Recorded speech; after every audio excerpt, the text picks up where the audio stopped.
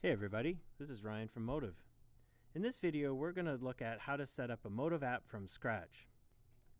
Now these steps can also be followed if you want to integrate Motive into an existing Unity project.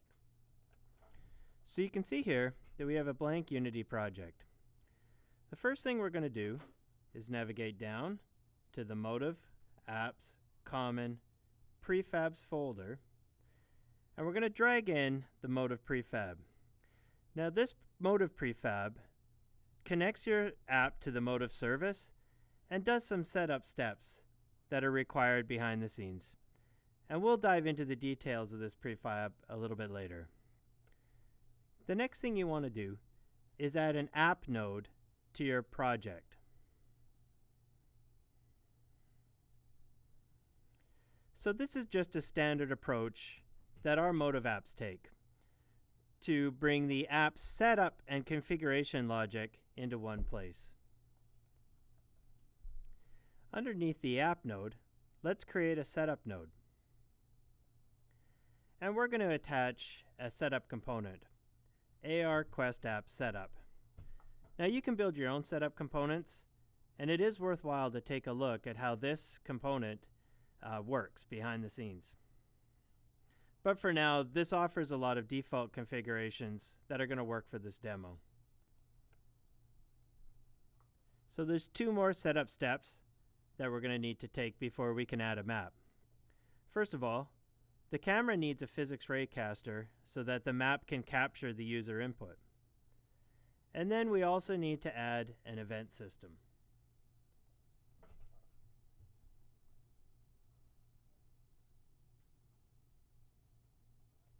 Okay, so now we're ready to navigate to the Maps folder and add a map to our scene. In this case, we're going to use a map that uses Mapbox right here. So let's drag in the 3D Mapbox map.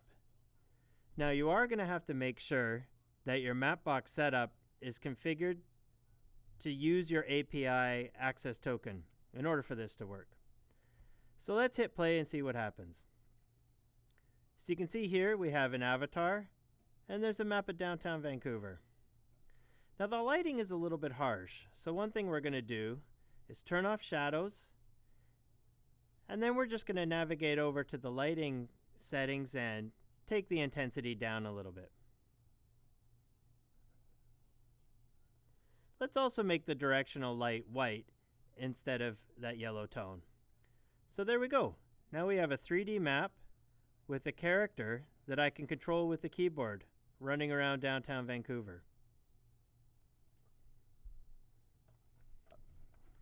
So while you're in here, you can go ahead and play around with the arrangement of the map and the relative position of the camera to find the optimal arrangement for your app. Because of the power of Unity, you have a lot of control over how it's rendered and how it looks to the user.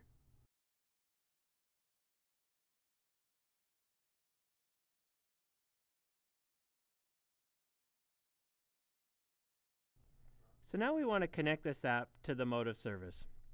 So here I have a demo space. The first thing I want to do is create a new script catalog and a new script launcher catalog so that we can start entirely from scratch. We're going to call these the DIY scripts. Now to create a new script launcher catalog, we'll head over to the Catalogs tab, and we're going to create a script launcher, which are actually the type script directory item. So let's create a new catalog of script launchers, DIY launchers.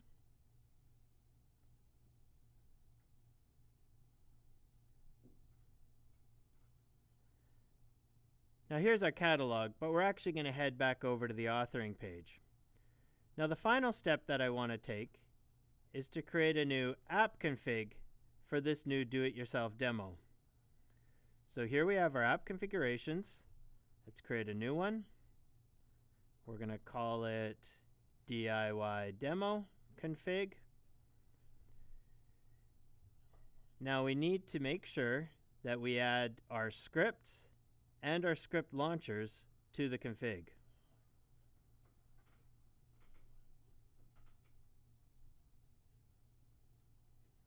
the system's going to figure out, based on these two catalogs, which other catalog items need to be included when your app connects to the Motive service.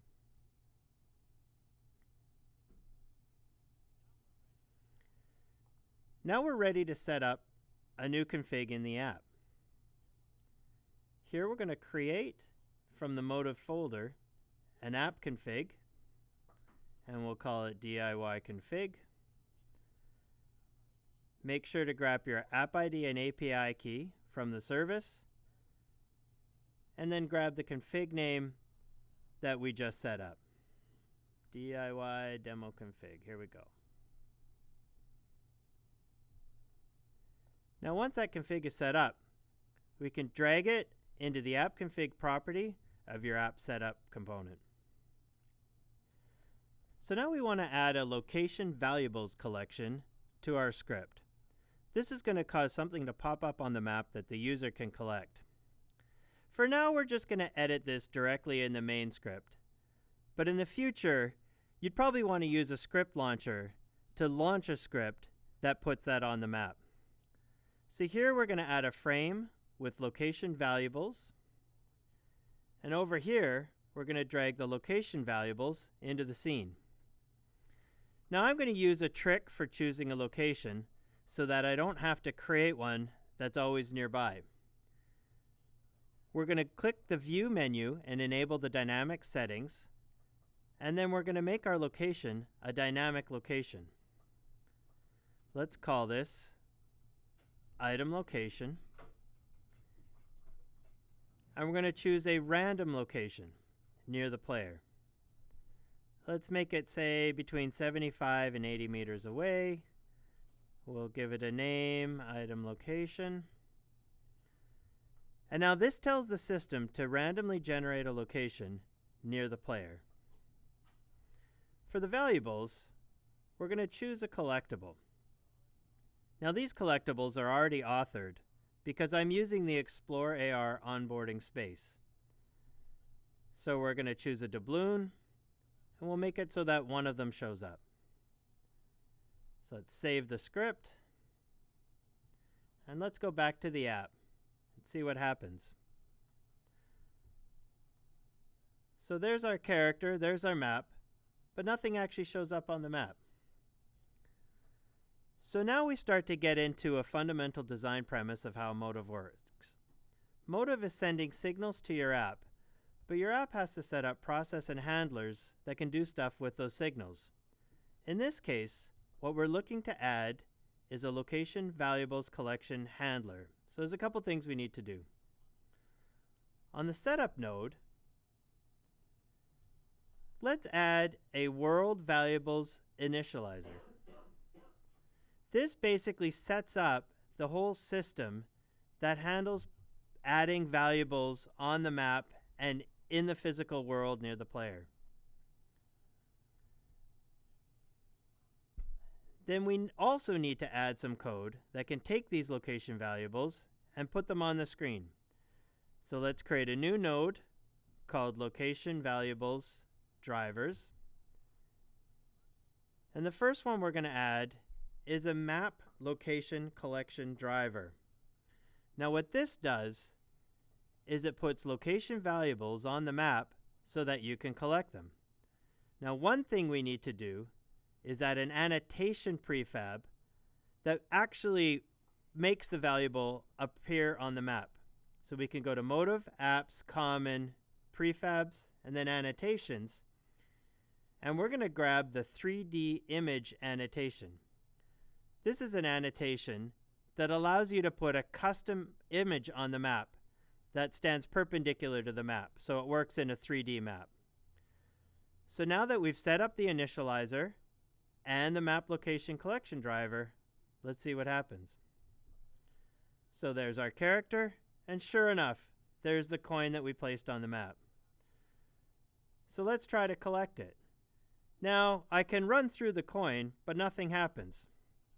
So let's take another look at our location variables collection driver. Now in a Motive app, a lot of times you want to defer defaults to the system itself. So let's take a look at the script for a second. For the location variables, we didn't specify any sort of collect options, so it's going to defer the behavior to the app itself. So let's say that in this case, by default, we want to auto collect when the user gets in range, and let's set the range to, say, 25 meters. And while we're here, we can also add a cool sound that plays when you collect the item. All right, now let's hit play. There's our item. The user runs up to it, and sure enough, the item disappears from the map, and we hear that collection sound. So that's it for this video.